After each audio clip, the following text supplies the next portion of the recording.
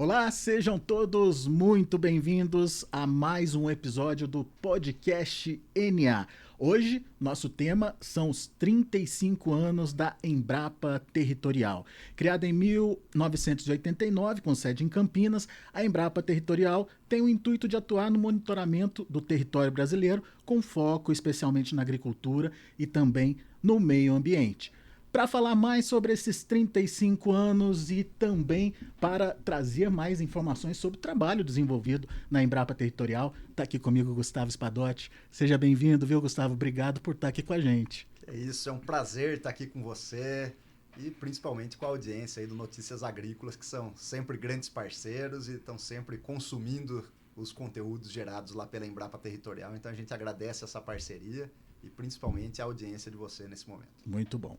O Gustavo ele é chefe-geral da Embrapa Territorial, já está à frente lá da Embrapa há pouco mais de 2 anos. Isso, são 2 anos e meio, eu assumi o mandato como chefe-geral da Embrapa Territorial, sucedendo o Dr. Evaristo de Miranda, em janeiro de 2022. Tá? Então, completando agora quase 2 anos e meio à frente dessa instituição, que é um motivo de grande orgulho para mim, graças a essa história de 35 anos. Eu fico feliz de poder estar hoje à frente, mas principalmente de um time tão comprometido e sempre dedicado a compreender a dinâmica do agro brasileiro e essa grande pujança que nós temos e trazer para a sociedade o que existe de melhor em números, mapas e fatos que são gerados lá por nossa equipe. Boa, Gustavo. Na prática, Gustavo, como é que é feito esse monitoramento? Quais instrumentos vocês utilizam? Que tipo de informação hoje vocês disponibilizam para a sociedade? Enfim, conta um pouquinho do dia a dia de vocês lá na Embrapa Territorial. Fantástica pergunta, porque dá a possibilidade da gente explicar o conceito de inteligência territorial estratégica, que permeia o método, que é como nós analisamos, processamos e trabalhamos os dados dispersos em muitas secretarias, muitos ministérios, instituições públicas e privadas que geram dados. Então, é lidar com esse imenso volume de dados, esse dilúvio de dados e filtrar para a sociedade o que desse dado é a informação correta, precisa, no momento certo, para apoiar a tomada de decisões. Tá? Então, para isso, a gente, primeiro, separa todos esses dados de novo. Então, separa ele no que a gente chama de quadros. Um quadro natural, que fala sobre clima, relevo, solo, vegetação, desmatamento, está dentro do quadro natural. Um quadro agrário, que diz respeito ao que é unidade de conservação, terra indígena, quilombo, assentamento, área militar, o cadastro ambiental rural, está dentro do quadro agrário. Um quadro agrícola, que é o core business da Embrapa, é a flutuação no tempo e no espaço das nossas safras e dos nossos rebanhos. Um quadro de infraestrutura que diz respeito às rodo, ferro, hidrovias, portos, terminais de armazenamento, misturadoras de fertilizantes, tudo isso está dentro de infraestrutura. E um quadro socioeconômico que diz respeito à renda do produtor rural. Quando a gente separa essas caixinhas, é possível você analisar de forma individualizada cada um desses temas, mas principalmente construir um quebra-cabeça de um território, para delimitá-lo como equipotencial, ou seja, ele compartilha soluções que são passíveis de serem atacadas porque eles também têm os mesmos problemas, eles são equiproblemáticos. Então você identifica os problemas e leva soluções que a pesquisa, que a academia, que a extensão rural tem à disposição para alavancar o desenvolvimento desse território de forma sustentável. E nós divulgamos esses dados na forma desses sistemas de inteligência, que são dados organizados, categorizados e públicos para a sociedade, para que ela consuma esses dados e, a partir dessas informações, ela realmente promova as ações concretas para alavancar o desenvolvimento dos nossos territórios. Ou seja, tem muito trabalho de pesquisa aí envolvido, né, Gustavo? Só que nesses 35 anos muita coisa mudou. A gente tem imagens, né, Renan, de como era a Embrapa lá no comecinho. Vamos ver aqui na tela? Olha só, eu me lembro de ter visitado, Gustavo, um ambiente parecido com esse lá na Embrapa Territorial, nos idos ali de 1990, até 2000, que Isso. eram grandes pranchetas, né? O pessoal analisando as imagens através de fotos mesmo que vocês recebiam, né? Quase que manualmente mesmo, é uma identificação visual, né? Aí são dois colegas que seguem conosco até hoje, trabalhando conosco, mas era o jeito que você tinha. E hoje, agora na comemoração de 35 anos da nossa cidade, a gente está montando um museu para difundir, divulgar essa história, né? Então as imagens de satélite vinham por fitas, né? Eram fitas que traziam essas imagens, todas elas compradas, demorava meses para chegar. Imagina, hoje uma imagem de satélite é como se fosse o Netflix, né? Você vai lá e consome exatamente aquilo que você quer. E a instalação da antena para capturar aí as imagens de satélite. Exatamente, uma dessas antenas de captação de imagens, essa aqui ficava lá no nosso prédio, que era no Parque São Quirino, aqui em Campinas, antes da construção da nossa sede própria. Ou seja, dava mais trabalho antigamente. Muito mais trabalho. Então, mas era assim, tinha muito mais trabalho, mas era mais novidade também. Então a ciência estava consumindo esses primeiros dados, essas primeiras interpretações, que resultaram em ganhos operacionais muito grandes, né? Ganhos de tomada de decisão por imagem de satélite, que não existia, né? Então você tinha que ir em loco, percorrer por carro, abrir trincheiras para visitar um local, e os satélites deram a oportunidade de você descortinar um novo Brasil, o visto de cima. Até por muito tempo nós tivemos uma plataforma que chamava Brasil Visto de Cima também, né? Visto do espaço, onde você conseguia fazer os primórdios de que hoje é o Google, né? Então você pegava uma imagem grande, ia dando zooms nela, e você ia clicando com o seu mouse, você dava um clique, saía do Brasil para o estado de São Paulo, outro clique saía numa região, outro clique saía uma imagem do município. Na verdade era a mesma imagem, só que você ia aproximando isso por zoom. É como a gente faz hoje, rodando scroll dentro do Google Maps, por exemplo. A gente fez um programa que era dividido por CDs, né? Era o CD Brasil. Foi uma coisa fantástica que estava ali na história da unidade. Mas hoje isso avançou muito rápido e a gente consegue consumir grandes volumes de dados e principalmente processar imensos volumes de informação, hoje muito mais rápido pelas ciências da computação. Hoje ainda com a ajuda de satélites, mas muito mais precisas essas imagens. Muito mais precisas. Ali na década de 80, 90, você era 1 quilômetro quadrado, uma imagem por satélite, os pixels, cada pixel era 100 por 100, 100 metros por 100 metros. Hoje você tem imagens de satélite submétricas, né? 30 por 30 centímetros, permite você identificar quase que carro é aquele por uma imagem de satélite, sabe? E imagens mais ou menos acuradas também, para determinadas finalidades. Para agricultura de precisão, você já tem um arsenal mais específico. Para imagens exploratórias, você ainda consegue trabalhar com menores resoluções. Mas tudo vai depender da sua demanda e, em função dessa demanda, qual vai ser o tipo de imagem de satélite que você pode utilizar na sua pesquisa. Muito bom. Gustavo, o que a gente sabe hoje do território brasileiro, né? E qual é a confiabilidade dessas informações? Bom, nós sabemos muito sobre o território brasileiro. Claro que as imagens de satélite ajudaram muito nesse descortinar. Mas o principal hoje que nós temos é o cruzamento de diversos bancos de dados para gerar informações mais precisas. Lá na Embrapa Territorial a gente costuma dizer que a história do conhecimento da ocupação do mundo rural brasileiro, ela se divide do antes e depois da divulgação dos dados do Cadastro Ambiental Rural. Que é recente, né? Recente, foi em 2016, entre 16 e 17, que esses dados tiveram a publicidade. E agora, com os censos, dando ponto de cada uma das entrevistas que o recenseador do IBGE foi fazer sua entrevista, você teve um novo conjunto de dados para também ter novos planos de informação. Junte-se a isso informações da Conab sobre as nossas safras, mapeamentos e identificação de culturas por imagem de satélite, todas as questões relacionadas à vegetação nativa, a rastreabilidade, ou seja, a ida e a vinda de cada um dos produtos, dados dispersos, por exemplo, na Secretaria da Fazenda a respeito das exportações, no MDIC. Então você tem um conjunto de dados que são facilmente cruzados entre si, que geram infinitos planos de informação para o conhecimento do nosso território nacional.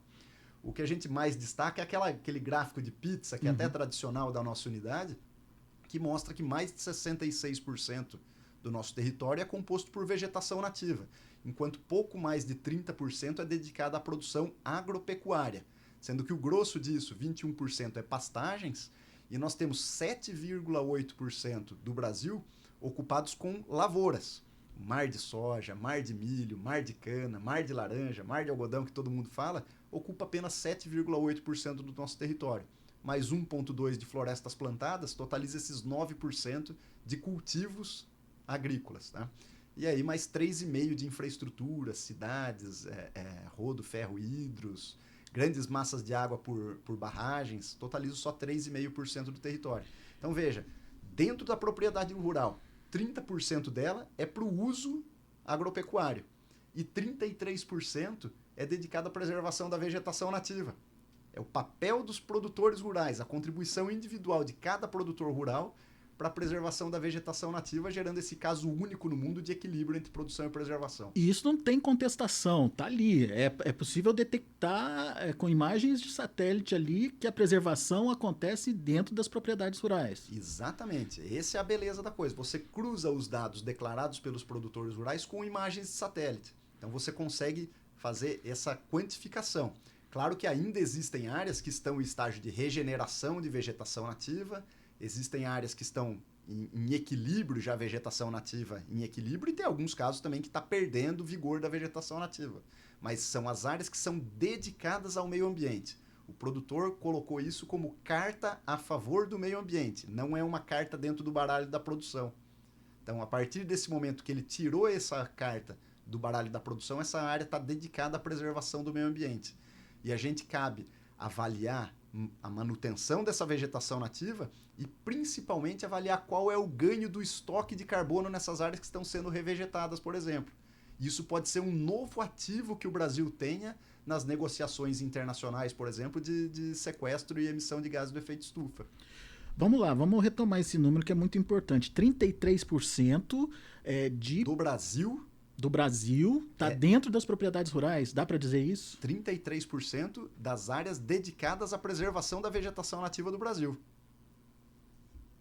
Ou seja, 1/3 do Brasil dedicado à vegetação nativa dentro das propriedades rurais. Mas isso é só um número de quantidade, é uma quantificação de quantidade. Nós também fazemos a análise da qualidade disso. Então a gente faz estoques de carbono, a variação desse carbono, a biodiversidade da fauna presente nessas áreas por meio de instalação de câmeras de infravermelho, por exemplo, para você detectar a presença de animais, filmar, fotografar, ornitólogos que ouvem quais são os tipos de aves presentes nessas áreas. Então tem toda uma avaliação qualitativa também dessas áreas.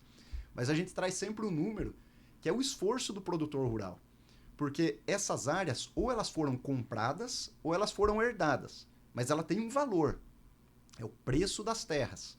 E a gente quantificou isso, propriedade por propriedade, município por município, estado por estado, até chegar no Brasil, de qual é o valor patrimonial das áreas que os produtores dedicam para a preservação da vegetação nativa. E a gente chega a um número astronômico. São quase 3 trilhões de reais. Puxa vida. 3 trilhões de reais é muito de patrimônio fundiário imobilizado ali. Imobilizado em prol da vegetação nativa. E hoje o produtor não ganha nada por isso, né? Nada. Ele ganha os serviços ecossistêmicos que são dentro do microclima dele, a preservação das águas, da fauna, da flora, ele ganha por isso. Mas esse benefício não se restringe àquela região do produtor. São benefícios planetários. Então, esses serviços ecossistêmicos são compartilhados pela população do mundo inteiro. Mas a gente precisa de mecanismos para quê?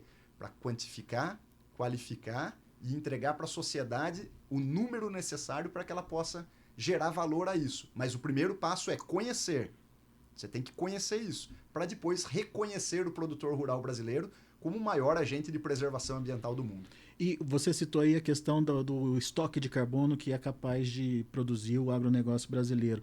Como é que a Embrapa Territorial entra nessa história? Aonde que ela está auxiliando o produtor? A quantificar essas áreas? Exatamente. Nós fizemos recentemente uma parceria com o Fundecitrus para fazer a avaliação do balanço de carbono e dos estoques de carbono presentes dentro da citricultura no cinturão citrícola aqui de São Paulo e sul de Minas Gerais.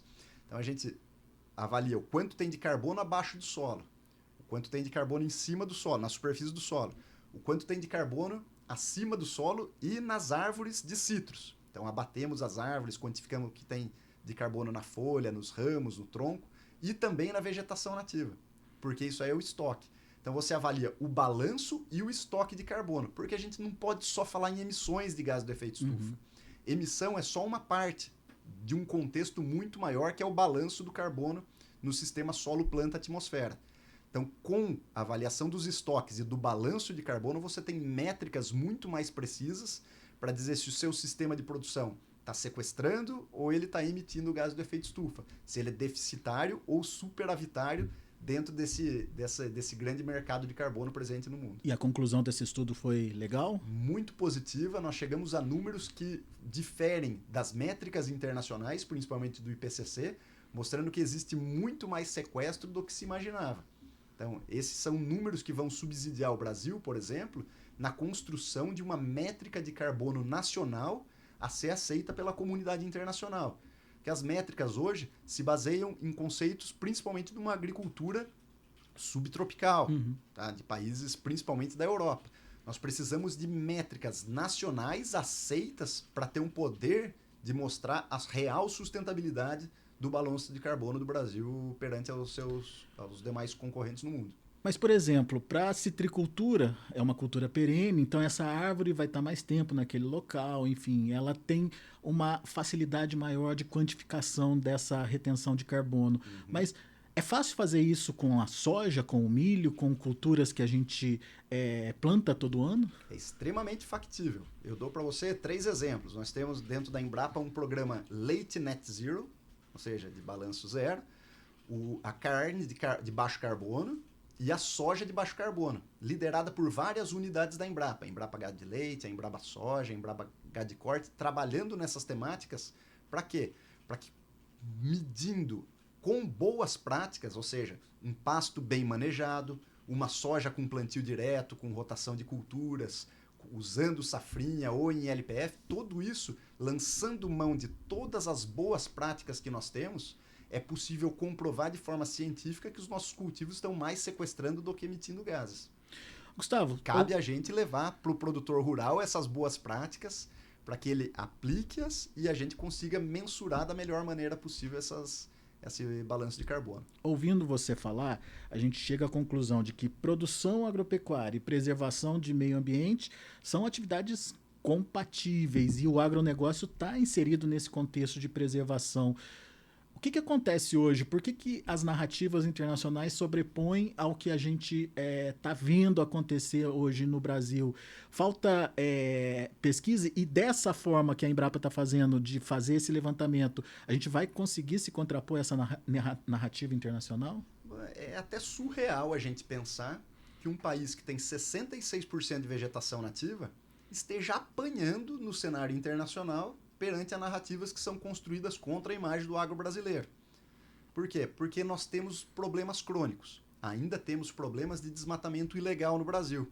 E isso acaba manchando uma imagem de um agro que está em equilíbrio com a vegetação nativa dentro das propriedades rurais e que lança mão de uma série de boas práticas. A gente dá o exemplo mais recente das boas práticas no Brasil, é a explosão no uso de bioinsumos. O Brasil hoje é líder mundial no uso de bioinsumos, ou seja, são agentes biológicos, seja no solo, seja para controle de pragas e doenças, mas usando a microbiota da natureza para controlar pragas, doenças e liberar nutrientes para os cultivos nossos. O Brasil está na vanguarda disso e acaba apanhando por causa de um quesito ambiental que seria, por exemplo, o desmatamento ilegal.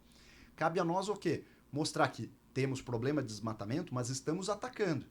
Estamos buscando alternativa para reduzir a pressão por novos desmatamentos. Só que em todos os outros quesitos, nós somos benchmark internacional. Então, muitas vezes está se criando uma narrativa que seriam barreiras comerciais travestidas de um bom mocismo ambiental, mas separando só o que interessa nas mesas de discussão. Por que a Europa não tem problemas com desmatamento? Eu não tenho o que desmatar. Eles já desmataram tudo. Ah, mas eles têm muitas árvores, têm muita vegetação. Bom, sim, são florestas plantadas. O quanto disso é vegetação nativa?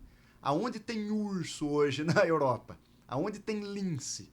No Brasil, naquele estudo que eu mencionei para vocês agora recentemente junto com o Fundecitrus, nós achamos onça dentro dos pomares de laranja. Se tem onça, tem toda a cadeia alimentar da onça lá dentro. Então nós temos um ecossistema em equilíbrio, que não pode ser dito, por exemplo, da Europa. Então, será que não estão pegando muito pesado nas exigências que estão sendo feitas em cima do Brasil e eles não estão cumprindo as próprias regras que eles colocam na mesa? Por isso que existe uma discussão hoje sobre uma regra de reciprocidade, onde um país só pode exigir temas ambientais ou comerciais ou alfandegários de outro país, desde que ele esteja cumprindo. Então, será que a Europa vai ter condição de exigir o tanto que eles exigem do Brasil sem eles estão realizando a contrapartida deles no território nacional? Entre os mais visados, a gente poderia destacar aqui bioma amazônico e o bioma cerrado, né? Nesses dois biomas, o que de realidade a gente tem hoje? O bioma amazônico, você falou da questão do desmatamento, enfim, mas dá para culpar o agronegócio? E no cerrado, o produtor hoje tem, pelo Código Ambiental Rural, a possibilidade de abrir novas áreas, respeitando, obviamente, aquele limite determinado pelo Código. Tá errado fazer isso? Primeiro, a Amazônia. Se a gente for pegar o bioma Amazônia, nós temos 21 milhões, mais de 21 milhões de brasileiros lá viventes, que precisam de renda, de emprego, de dignidade e principalmente de segurança alimentar.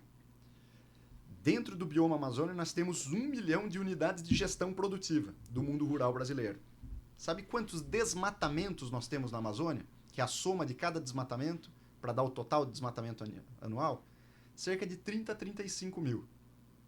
30 a 35 mil desmatamentos para 1 milhão de unidades de gestão produtiva. Então veja que é muito pouco. Não estou dando nada mais do que isso. Estou dizendo que é pouco a relação entre número de produtores e número de desmatamentos. Não estamos julgando valor aqui. Sem valores. Agora, esses produtores lá presentes, eles precisam produzir alimentos, fibras, energia para 21 milhões de habitantes que lá vivem. Porque se eles não produzirem de forma local, você vai estar tendo que levar alimentos de outras regiões para dentro do bioma. Ou de outras regiões, ou mesmo importando alimentos de outros países. Isso faria o preço dos alimentos na gôndola dos supermercados aumentar ainda mais, aumentando ainda mais a insegurança alimentar numa das regiões mais pobres do Brasil. Então, esse plano de desestrusão, de tirar as pessoas da produção, seria fatal para a economia e para os brasileiros que lá vivem. Então a gente tem que compreender isso antes de tentar fazer qualquer tipo de juízo de valor sobre a agricultura na Amazônia. Porque a agricultura lá é irrelevante para o Brasil. A produção de soja na Amazônia é pequeníssima, de milho muito pequena, de algodão quase zero, laranja, cana, nada. Tem uma produção de pecuária considerável, principalmente no Mato Grosso. Mas se você tirar isso, é irrisível a produção do bioma Amazônia perante ao que o Brasil produz. Então, o Brasil não precisa da produção agropecuária da Amazônia, mas os brasileiros que estão lá dentro precisam. Esse é o primeiro ponto. Aí a gente muda de bioma, falar para Cerrado, que é uma outra coisa, um outro universo. O Cerrado, até 40 anos atrás, era terra de fazer longe que o pessoal fazia. Só servia para deixar uma cidade longe do outro, porque não tinha nada. Era uma pecuária super extensiva, você soltava o boi lá e depois de 5 anos voltava para ver como é que o boi estava para tentar ver se vendia ou não. Com tecnologia, com o cultivo do solo, nós transformamos esses solos inaptos. Se você pegar a classificação de solos do Brasil, dizia que o solo de Cerrado era inapto para a agricultura. Transformamos esse solo no celeiro agropecuário do mundo, com tecnologia. Tá? Era um ambiente que queimava diuturnamente, estava sempre pegando fogo, toda a estação seca lá pegava fogo no Cerrado e hoje não pega mais fogo, porque tem dono, tem agricultura, tem pecuária lá dentro. Então, hoje, a ocupação do Cerrado é em torno de 50%, 55% ocupado com agropecuária e 50% a 45% dedicado à conservação da vegetação nativa. Então, temos o Código Florestal que versa sobre os mecanismos, aonde pode e o quanto pode. E isso já dá uma garantia de preservação. Além disso, temos unidades de conservação, terras indígenas, quilombos, lá dentro também, que garantem a proteção de boa parte dessa vegetação nativa. Então, o Cerrado nunca vai acabar. Você tem mecanismos, existem dispositivos legais para manter esse bioma também em equilíbrio com a produção e com a preservação. Então, não caiam nesse simplismo de achar que vai desmatar tudo. Não, o Brasil tem leis, essas leis são cumpridas, é rigoroso, isso é passível de auditoria. Os satélites hoje conseguem identificar qualquer tipo de atividade que não esteja condizente com a lei. Então, esses mecanismos vão garantir ao Brasil a soberania alimentar, excedentes para exportação para alimentar esse mais de 1 bilhão de bocas que o Brasil alimenta mundo afora, garantindo a preservação do seu território. não vai acontecer no Brasil o que já ocorreu em outros países que devastaram quase 100% do seu território. Aqui as leis ambientais são rígidas e são cumpridas pelo produtor rural que está dentro dos processos produtivos. Existe uma pequena parte que não são produtores, são ilegais. São quem desmata onde não pode, quem desmata além da lei. Isso daí entra dentro de problemas criminais. O grosso do agro brasileiro, que é o agro que produz, que alimenta, que exporta, esse precisa estar de acordo com as regras, senão está fora do mercado. Temos que separar, então, o joio do trigo aí. Exatamente. Enfim. Bom, vamos tomar como premissa, então, a necessidade ou a possibilidade que o produtor brasileiro tem de atender essa demanda internacional, que é o tal do desmatamento zero. Uhum. A partir de hoje, a gente não desmata mais nem Cerrado, nem Amazônia. A gente tem onde produzir. Temos, né? Não teríamos. Temos onde produzir. É claro que a gente gostaria que a nossa legislação fosse compreendida, entendida e aceita. Mas vamos supor que exista a lei de desmatamento zero, o Brasil não desmate mais, a não ser o que é ilegal, que você tem que sair correndo atrás para caçar quem tá desmatando ilegalmente. Mas vamos supor que o Brasil aceite essa determinação europeia do desmatamento zero. Nós temos muitas alternativas. Tá? Lembrando, pessoal, é suposição. A gente está trabalhando aqui com suposição, ok? Isso. Então, ou aqui no Brasil, ou em Bangladesh, não importa, você tem só 3 meios de aumentar a sua produção. A primeira é aumentando a área cultivada. E o Brasil tem mecanismos para aumentar a área cultivada dentro das áreas já antropizadas. A gente dá um exemplo, existe agora um programa do governo federal, um programa de Estado, do Estado brasileiro, que é o Plano de Recuperação e Conversão de Áreas Degradadas para Fins Pecuários. Ou seja, são as pastagens que têm algum tipo de degradação, que estão sendo mapeadas, categorizadas e estão sendo identificados dentro dessas áreas quais têm o potencial para recuperar ou regenerar a pastagem ou para converter essas áreas para outros cultivos, grãos, florestas plantadas, etc. A Embrapa Territorial está envolvida nesse projeto, A Embrapa Territorial está participando junto com o Ministério da Agricultura, que o Ministério nos fornece os elementos, os indicadores que são necessários para esse estudo, e a Embrapa Territorial faz os recortes por meio de geotecnologias para dizer aonde estão essas áreas aptas para se incluir dentro dessa política pública. Então, uma política pública tem o potencial de converter mais de 40 milhões de hectares de pastos degradados, ou para sua recuperação, ou para dentro dos processos de cultivos agrícolas. Então, é uma nova fronteira agrícola que o Brasil tem. Outro mecanismo que a gente tem de aumentar a produção é reduzir a folga de produtividade que existe entre os produtores mais tecnificados e a média dos nossos produtores. Só nesse intervalo a gente tem uma nova revolução verde para integrar mais de 4 milhões de produtores que são de baixo nível tecnológico. E por fim, aumentar a produtividade da área. Como? Por meio de você aumentar o número de safras dentro de um ano agrícola. Fazer uma safrinha, uma adubação verde, tudo isso com plantio direto na palha, por exemplo, ou lançar mão do que a gente tem de mais moderno em termos de sistemas de produção, que é a integração lavoura-pecuária, onde você junta integração lavoura-pecuária-floresta, onde você junta numa mesma área 1 ou 2 safras de grãos, uma terceira safra de pasto, né, com um boi pastejando nessas áreas, e ainda você tem as árvores fazendo sombreamento, garantindo bem-estar animal e fornecendo também celulose para a produção. Se você fizer isso bem feito, você vai ter sequestro de carbono nas suas áreas e ainda pode gerar uma 5ª safra, que seria a safra de carbono dessas áreas para ser comercializada. É o conceito do boi baixo carbono, não é? Exatamente, o boi de baixo carbono, carne de baixo carbono. Carne de baixo carbono. Vamos lá, Gustavo. Quero retomar essa questão das áreas de pastagens degradadas, que é um assunto bastante importante. Uhum.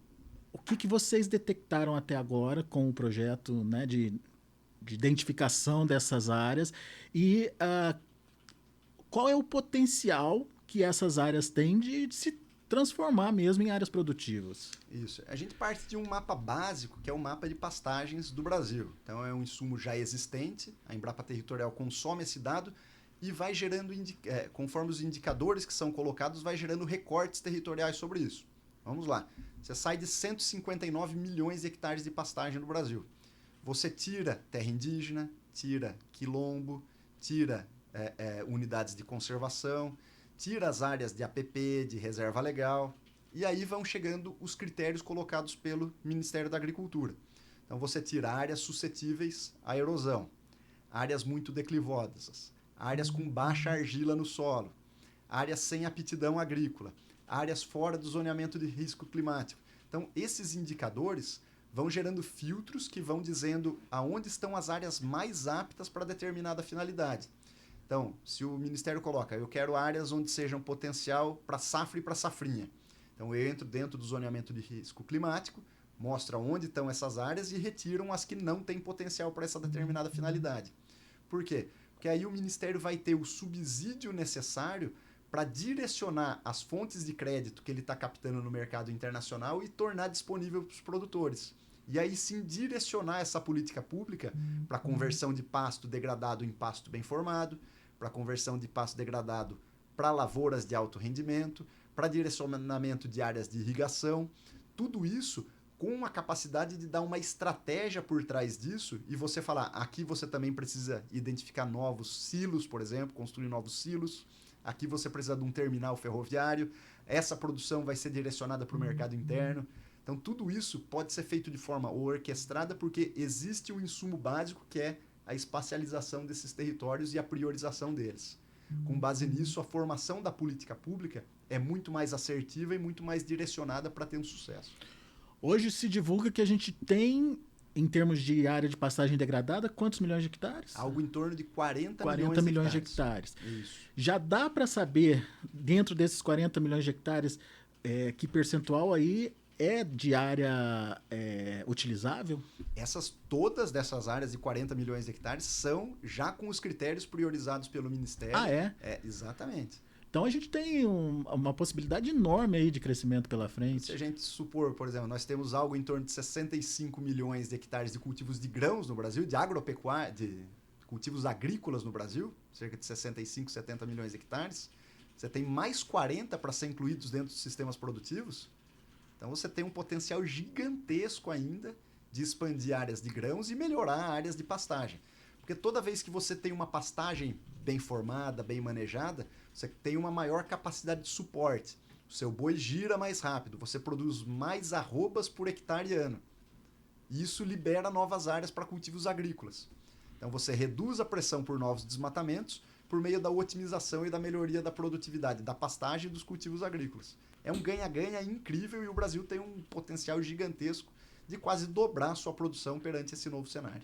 Mas tudo isso tem que ser feito com bastante critério até para a gente não avançar na produção e não ter para quem vender depois, né, Gustavo? Exatamente. Imagina o governo federal lança essa linha toda de crédito de uma vez, você converte 40 milhões de hectares de áreas pouco produtivas em muito produtivas do dia para a noite, isso bagunçaria totalmente. Primeiro, o mercado. O preço das commodities iria ter um soluço gigantesco. Mas você também não teria infraestrutura viária para isso, nem rodovias, nem ferrovias para escoar essa produção. Você não teria silos para armazenar essa produção. Você não teria portos para conseguir exportar toda essa produção. Então isso tem que ser escalonado, tem que ser feito com uma inteligência de mercado por parte do governo federal, escalonado as ações dos produtores rurais para que seja de uma maneira fluida, constantes ganhos para o país e a gente consiga fazer isso de forma sustentável. Você acaba de citar a questão da infraestrutura e uma das janelinhas que você falou de estudo da Embrapa Territorial tem a ver com essa questão da infraestrutura brasileira hoje. Como é que está isso hoje, Gustavo? Onde a gente evoluiu, onde a gente regrediu, enfim, o que a gente precisa entender e avançar? Essa é uma pergunta muito cara porque até antes de eu ser chefe geral eu coordenava o projeto da macrologística agropecuária brasileira na Embrapa Territorial. Projeto que vai ser agora atualizado, agora em comemoração aos nossos 35 anos, nós vamos atualizar e tornar novamente disponível para a sociedade esse grande projeto que identifica os principais gargalos da logística brasileira e propõe soluções, que não adianta nada você fazer diagnósticos e falar aqui está errado, se você não entra com soluções. Então, desse assunto você conhece bem. Conhecemos bem desse assunto, trabalhamos com afinco nisso e temos algumas obras que são prioritárias para destravar a logística do Brasil. A número 1, depois que foi concluída a 163, né, a BR-163, hoje a infraestrutura número 1 para o Brasil destravar a sua logística se chama ferrogrão. E ela está parada, né? está parada por processos de licenciamento ambiental ou de problemas judiciais, que está judicializada a ação dela, mas é uma ferrovia fundamental para o Brasil. Primeiro, porque ela barateia muito o custo da exportação. Segundo, porque ela tira muitos caminhões do sistema viário brasileiro como um todo.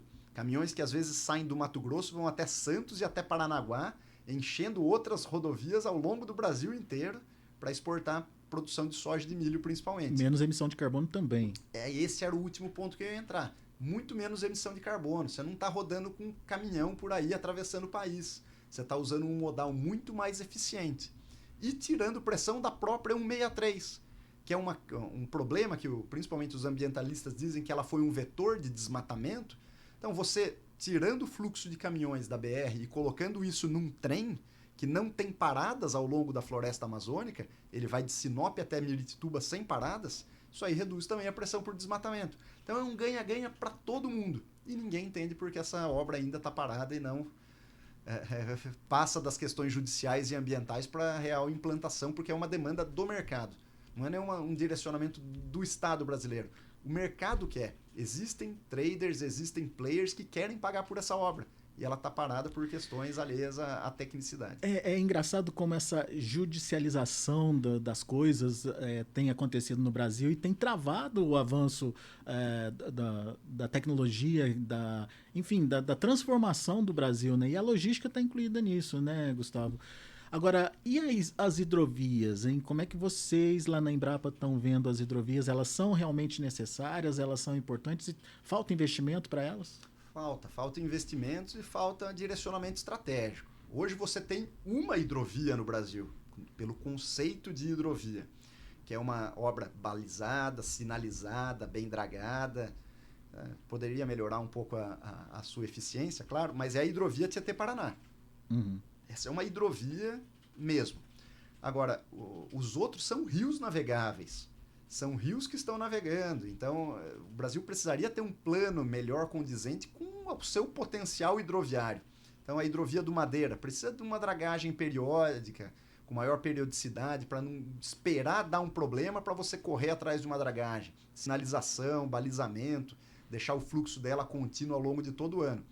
Outra hidrovia que o Brasil priorizou ela como importante, delimitou até para fazer o derrocamento dela, que é quebrar as rochas do leito do rio, é a hidrovia do Tocantins, né, que está lá parada ainda esperando o derrocamento do Pedral do Lourenço, para poder ter um fluxo ao longo do ano. Então existem ótimas alternativas para a gente melhorar o potencial hidroviário do país, mas ainda fica patinando por falta de concretude estratégica. E, de fato, as hidrovias elas vão ajudar a baratear o custo logístico, o custo Brasil, né? Com certeza. Na hierarquia do custo logístico, as rodovias são as mais caras por quilômetro rodado. Em segundo, a ferrovia, e a mais barata de todas são as hidrovias. Tá? E existe um potencial gigantesco. Quando você baliza, organiza uma hidrovia, você consegue andar, né? Não é chão para andar, né? Navegar com comboios cada vez maiores. Comboios maiores, com maior capacidade de fazer uma única viagem, é muito mais eficiente. Isso daí gera um ganho logístico para o Brasil gigantesco. Ainda mais pela saída pelos portos do Arco Norte, que tem uma capacidade hidroviária muito maior e conseguiria equalizar melhor a CNA, o Dr. Fayet, agora é a Elisângela lá da CNA, tem um conceito que é o paralelo 16. O quanto a gente produz abaixo do paralelo 16 e acima. E o quanto a gente exporta abaixo e acima. Você vê que o Brasil ainda está capenga, produz muito do paralelo 16 para cima e exporta do paralelo 16 para baixo. Então, se a gente conseguir equalizar, mandar cada vez mais safras para os terminais portuários do Arco Norte, a gente vai melhorar a nossa eficiência logística muito. E liberar portos que são muito mais eficientes, como Santos e Paranaguá, para cargas de maior valor agregado que não apenas commodities agrícolas. Muito bom. Gustavo, a gente já está caminhando para o finalmente, mas eu queria, antes de encerrar, entender um pouquinho dessa parceria público-privada, né? Porque pesquisa precisa de investimento e a gente sabe que investimento oficial hoje está cada vez mais difícil. Como é que na Embrapa Territorial vocês estão trabalhando com isso e até que ponto dá para avançar nessa questão da parceria público-privada? Nossa carteira hoje é quase 50%. metade dos nossos trabalhos é feito sob demandas do Executivo, ou seja, da Presidência da República, do Ministério da Agricultura e dos demais ministérios, ou do Legislativo, ou seja, os parlamentares, a Frente Parlamentar do Agro, as demais frentes parlamentares nos demandando. Então, isso é metade dos nossos trabalhos. A outra metade é com parcerias público-privada. São as organizações, as entidades de classe, os sindicatos, as empresas do agro, seja de defensivos, seja de fertilizantes, dos vários segmentos, nos demandando por trabalhos específicos a serem realizados nessa parceria. É o que a gente mais gostaria de fazer, porque toda vez que você faz uma parceria público-privada, é uma demanda do setor produtivo que chega para a Embrapa Territorial apoiá-los. Então, é o melhor dos caminhos. Lá na Embrapa Territorial, o que a gente não gosta é de ficar pesquisando apenas pelo prol da ciência. Você avançar no fronteira do conhecimento. Isso é importante, tem o seu mérito. Mas o que a gente gosta e o que a gente mais faz é resolver problemas no mundo real. E isso é possível, é viabilizado por essas parcerias. Às vezes nem tem troca de recursos financeiros, pode ser troca de informações. Mas, claro que se vier com recurso é sempre mais bem-vindo, porque auxilia o quê? A gente manter os nossos supercomputadores da Embrapa Territorial em pé, ajuda a gente a pagar os softwares de última geração que a gente tem lá dentro para poder rodar todo esse grande volume de dados e entregar para a sociedade de forma mais ágil, mais precisa essas informações. Então, é um mecanismo onde a gente consegue driblar a falta de incentivos públicos na pesquisa, na ciência, por meio de parcerias com o setor produtivo que nos demandam informações estratégicas, direcionamentos para seus investimentos. Hoje a gente pode, por exemplo, desde fazer essas métricas de carbono que apoiam o produtor rural a valorizar as suas produções, até identificar onde é o local mais apropriado para você construir um silo, por exemplo. Então, existe uma gama de tecnologias que nós temos à disposição para apoiar a iniciativa privada que nos torna extremamente competitivos, mesmo tendo outras consultorias, outros players que fazem isso dentro do mercado privado. E aí eu imagino que trabalhar, né, atendendo demandas, atendendo as dores aí do produtor, do setor, enfim, entendendo aquilo que você falou, né, não adianta só a gente pesquisar, a gente tem que trazer a solução, né, entendendo o que pode ser feito ali para melhorar aquela situação, né? Exatamente. Se eu fosse cravar assim, qual seria o objetivo da Embrapa Territorial para os próximos 35 anos, eu, sem sombra de dúvida, a minha resposta é seguir sendo parceira e principalmente responsiva a essas demandas que a sociedade traz para nós. Enquanto nós formos relevantes para entregar para a sociedade uma informação que norteie uma política pública ou um investimento privado, nós vamos estar cumprindo com a missão da Embrapa Territorial, que é primar pela competitividade e pela sustentabilidade da nossa produção agropecuária. Já que estamos falando de futuro, já que estamos falando dos próximos 35 anos da Embrapa Territorial, o que vem por aí, Gustavo? Quais são os projetos que você considera relevantes? O que a gente tem que prestar atenção a partir de agora? Bom, nós estamos iniciando agora, né? Vai ser durante esse ano todo, até maio do ano que vem. Vamos estar comemorando os 35 anos da Embrapa Territorial. E vai muita festa por aí, vamos fazer uma série de eventos, mas um evento principal lá na nossa sede, onde nós vamos difundir 3 grandes tecnologias à disposição da sociedade, que é o novo portal do GeoInfo, é um repositório e principalmente um mecanismo de gestão de dados espaciais, ou seja, qualquer empresa, qualquer entidade que trabalhe com dados espaciais vai ter um ambiente para fazer a curadoria e principalmente a visualização desses bancos de dados para a sociedade. Nós vamos entregar um sistema de inteligência territorial estratégico, porque todo mundo fala o grande Mato Grosso, o agro do Mato Grosso, mas nós vamos entregar um sistema de inteligência específico para a Baixada Cuiabana, a região mais pobre, mais carente, onde concentra a agricultura familiar do estado do Mato Grosso, para unir demandas do estado do Mato Grosso por produção de alimentos e as ofertas que os pequenos produtores, a agricultura familiar de lá, têm para ofertar. E por fim, nós vamos fazer esse lançamento que eu falei da macrologística agropecuária, versão 2.0, para mostrar para a sociedade onde estão os gargalos e as soluções da nossa logística. Mas vem muita coisa boa, nós temos muitos trabalhos ainda em fase de desenvolvimento para promoção da agricultura irrigada. Eu estou indo amanhã para Brasília num evento para fazer o lançamento desse plano da agricultura irrigada no Brasil. Temos trabalhos com a produção orgânica, esses trabalhos de atualização da imagem do Brasil perante a sociedade, perante aos organismos internacionais, para evocar esse grande equilíbrio entre produção e preservação.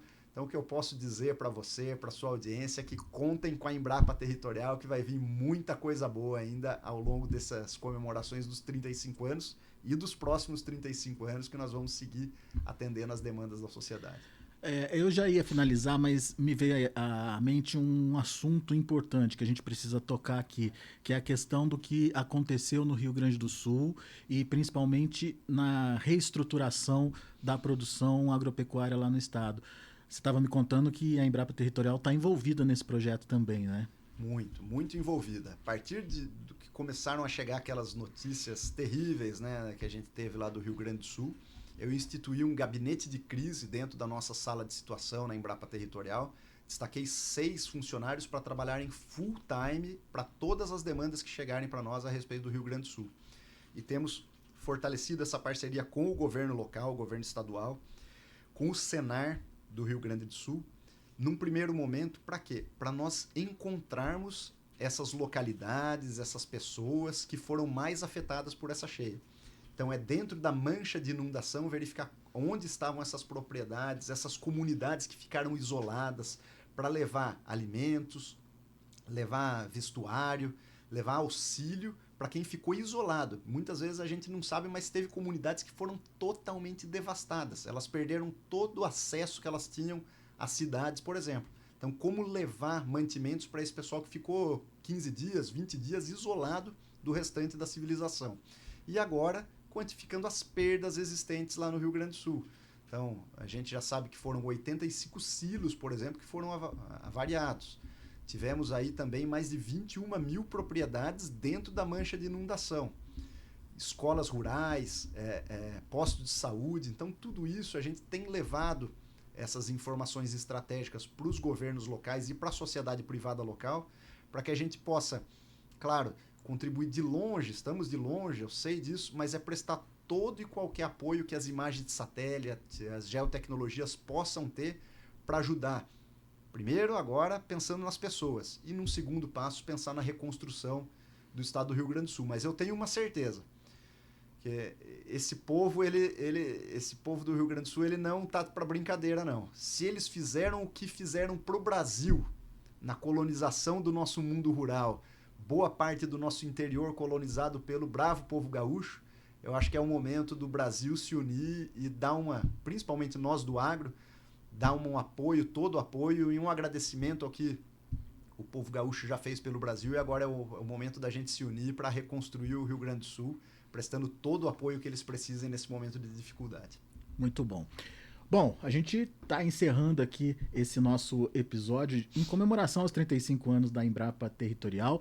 Queria agradecer a presença do Gustavo Espadotti aqui com a gente, chefe-geral da Embrapa Territorial. Tem muito trabalho pela frente e vocês perceberam o quão importante é o trabalho da Embrapa Territorial.